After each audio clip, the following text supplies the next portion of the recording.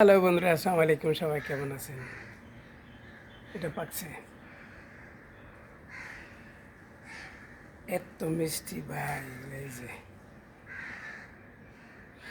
গ্রান, ওয়াও, সুবহানাল্লাহ।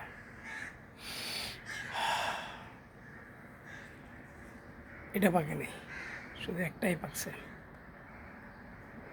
এটা এক দুদিন আরও সময় লাগবে, এক দুদিন সময় লাগবে। এটার আরও এক দুদিন লাগবে মনে হয়, এখনো পাকে নাই।